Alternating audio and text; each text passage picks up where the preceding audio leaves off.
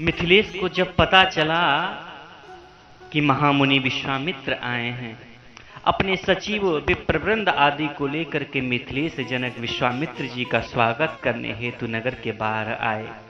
उस वक्त राम लखन दोनों भैया वाटिका में विचरण करने गए थे।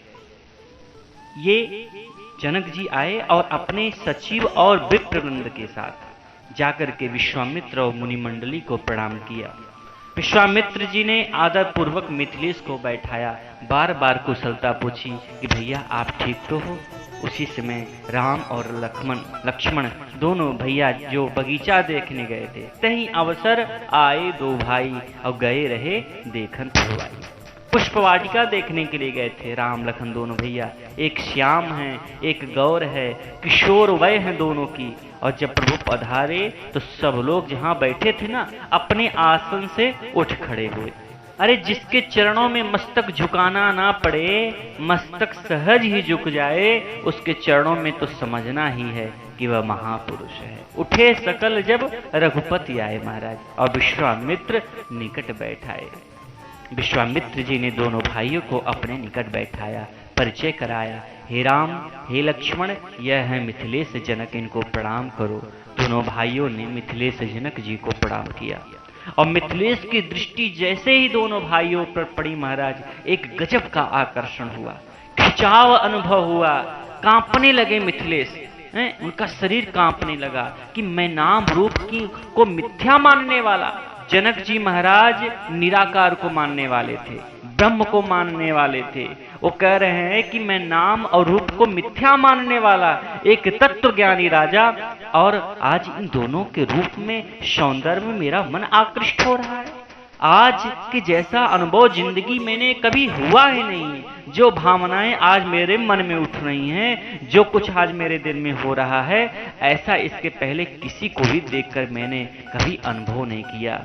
विश्वामित्र जी से पूछते हैं ये कौन है दोनों। विश्वामित्र जी से पूछा, कहु नाथ सुंदर दो बालक, मुनि कुल तिलक की नृप कुल पालक। महाराज ये दोनों बालक कौन हैं? किसी मुनि के पुत्र हैं या कोई राजकुमार हैं, या तो फिर ब्रह्म जो निगम नेति कही गावा, उभय बेस धर की सोई पावा। प्रभु इसलिए मैं आपसे बार बार पूछता हूँ। विश्वामित्र जी जनक जी की विकलता समझ गए। देखिए हमारा मन कितना भी बोलता रहे महाराज, लेकिन जीवन में कोई कोई जीव ऐसे मिल जाते हैं जिनसे मिलने के बाद मन कहीं और नहीं टिकता। जनक जी की यही गति हो गई। राम मिल गए मानो नारायण मिल गए हो। विश्वामित्र मुस्कुराए, गदगद तो हैं अंदर से, बोले जनक जी आप ठीक कहते हैं। आप ठीक कह रहे हैं कि वेद जिन्हें नेति नेति कह करके पुकारते हैं, यही तो आपने कहा, ब्रह्म जो निगम नेति कहीं गावा, उभय बेस धर की सोई आवा।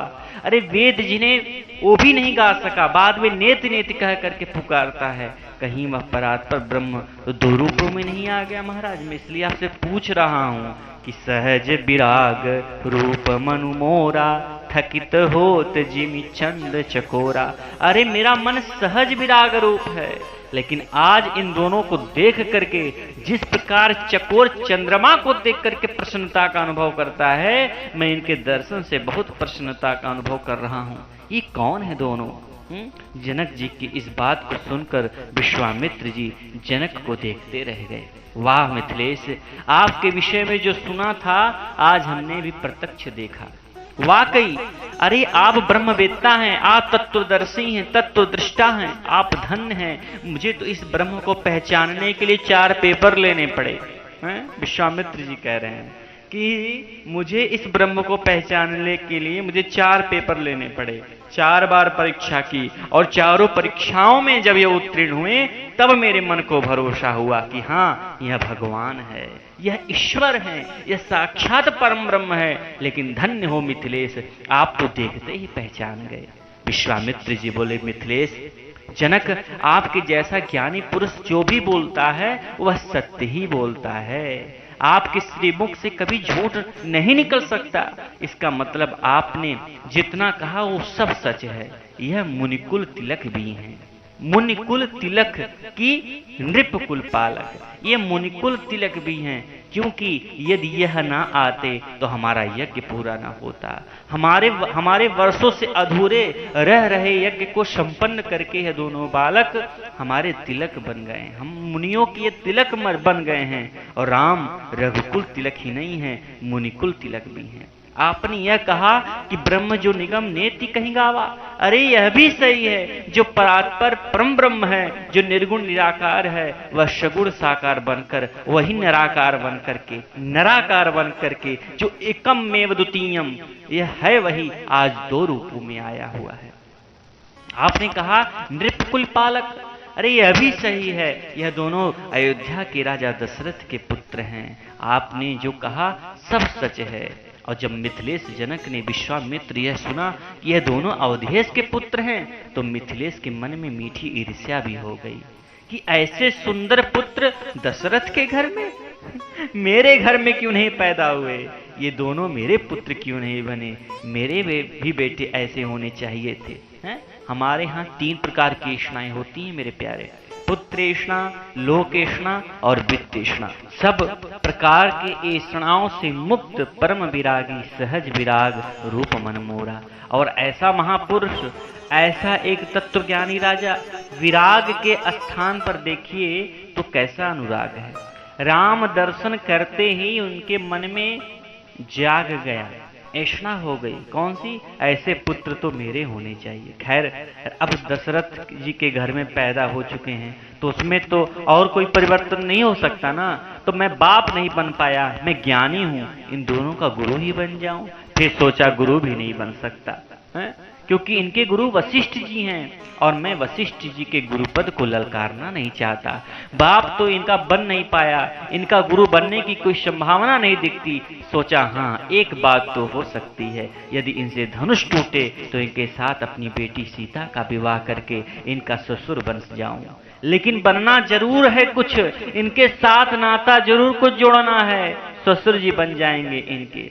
बात यह है कि जब भगवान को पहचान लो, जान लो, फिर भगवान के साथ नाता जोड़ लो मेरे प्यारे। चाहे किसी रूप में संबंध जोड़ लो भगवान के साथ। नाता एक राम जी से, दूजा नाता तोड़ दे मेरे प्यारे।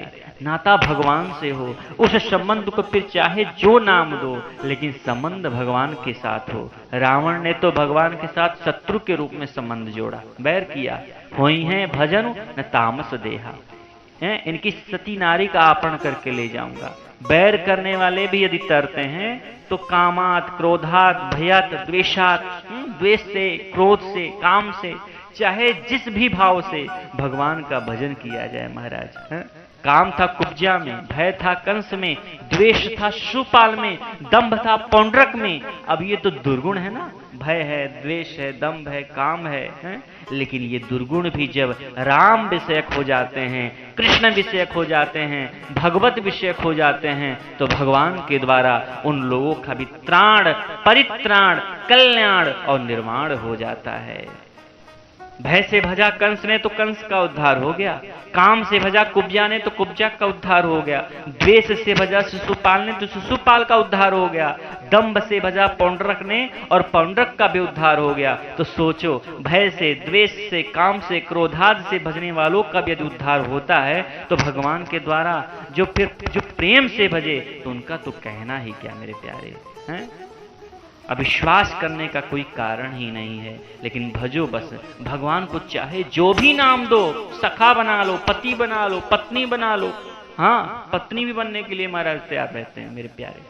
जब राम जन्मोत्सव होता है, कृष्ण जन्मोत्सव होता है, तो पत्नी पति के रूप में भगवान बनते हैं नहीं बनते हैं? यहाँ अपनी पूजा हम लोग उनको एक स्वरूप देते हैं कि नहीं है? मैं तो भैया क्या बना था, तो कहते हैं मैं तो कृष्ण बना था, तो कहते नहीं भैया मैं तो जो है भगवान की पत्नी बना था। तो जगत के बाप का भी बाप बनने का अगर तुम्हें अधिकार है, लेकिन नाता जोड़ो भगवान के साथ। तो जनक जी ने सोचा यदि भगवान करे और इनके हाथों धनुष भंग हो तो अपनी पुत्री सीता का इनके साथ विवाह करके मैं इनका ससुर बन जाऊंगा। लेकिन इनके साथ नाता जोड़ना है, नाता जोड़ना है। मिथिलेश की विनती को स्वीकार करके विश्वामित्र मुनि मंडली के साथ राम लक्ष्मण को लेकर के मिथिला नगर में पधारते हैं। नगर की शोभा को देखते हुए नगर में प्रवेश किया। एक सुंदर एक दोहा गोस्वामी तुलसीदास जी के द्वारा लिखा गया। कौन सा दोहा? सुंदर सदन सुखद सब काला, तहाँ बासुलय दीन भुआला। सुंदर सदन, एक सुंदर मकान, एक सुंदर महल। कैसा? बोले सुखद सब काला। प्रत्येक स्थिति में, परिस्थिति में, प्रत्येक काल में महाराज सुखद है। इसका मतलब ग्रीष्म काल में जब बाहर गर्मी रहती थी तो इसके अंदर ठंडी का वातावरण सुखद। शीतकाल में जब बहुत ठंडी होती थी तो इस घर में, इस मकान में गर्म वातावरण रहता था। सुंदर सदन सुखद सब काला। यस, सेंट्रली एयर कंडीशन था पूरा मकान, लेकिन वह बिजली से चलने वाला एसी नहीं था। रचना ही ऐसी की जाती थी। क्या वास्तुशास्त्र होता था महाराज, क्या शिल्प हमारे यहाँ के रहे। रचना ही ऐसी की जाती थी कि मकानों की गर्मी के दिनों में बाहर गर्मी हो, वहाँ टेम्परेचर आपको कम मिलेगा। ठंड में जब बाहर एकदम ठंड हो तो वहाँ का टेम्परेचर थोड़ा हाई मिलेगा। रचना ही मकान की ऐसी की जाती थी। पूरा वास्तुशास्त्र है। प्लाट में मकान को किस प्रकार से प्लेस करना चाहिए, इसका पूरा शास्त्र है। पूरब और उत्तर में थोड़ी ज्यादा जगह छूटनी चाहिए। दक्षिण और पश्चिम की दीवारें थोड़ी बड़ी होनी चाहिए। पूरब और उत्तर में ज्यादा खिड़कियां होनी चाहिए। रसोई का स्थान अग्निकोण में होना चाहिए। घर का जो मुखिया है वह नृत्य में ही उसे सोना चाहिए, और जब सोए तो सिर दक्षिण या पूरब में ही रखे। बच्चों का स्थान हमेशा ईशान कोण में ही होना चाहिए। मेहमान आए तो उनको वायु वाले कमरे में ही ठहराया जाना चाहिए, ताकि वायु की तरह आए और चले जाएं। समझे कि नहीं आप? इसलिए मेहमान का स्थान या गेस्ट रूम वायव्य में होना चाहिए। ईशान में पूजा का स्थान बनाना चाहिए। जल के लिए यदि कोई अंडरग्राउंड टैंक बनाना चाहिए तो ईशान में नीचे के भाग में भी बना सकते हैं। आदि आदि वास्तुशास्त्र का पूरा विज्ञान है। तो सुंदर सदन सुखद सब काला। और ये सुंदर सदन किसका है? यहाँ कौन रहता है? तो कहते हैं गोस्वामी तुलसीदास जी, यहाँ माँ भगवती सीता जी रहती थी। जी, सीता जी के महल का नाम था सुंदर सदन। और मिथिला में उस वक्त सीता जी के महल से बढ़ करके और कोई महल बढ़िया था ही नहीं मेरे प्यारे। और भगवान को जो सबसे श्रेष्ठ चीज होती है वह होती है भक्ति, है? और जहाँ भक्ति महारानी निवास करे वहाँ ही भगवान तो निवास करते हैं। तो इस प्रकार से जनक जी ने राम को ठहराने का निर्णय किया। बेटी सीता तो हमारे साथ हमारे महल में आ जा, इस महल में राम ठहरेंगे। इस प्रकार सीता जी चली गई पिताजी के महल में, पिताजी के पास, और सीता जी के महल में उस सुंदर सदन में ठहराया गया श्री राम जी को। सुंदर सदन सुखद सब काला।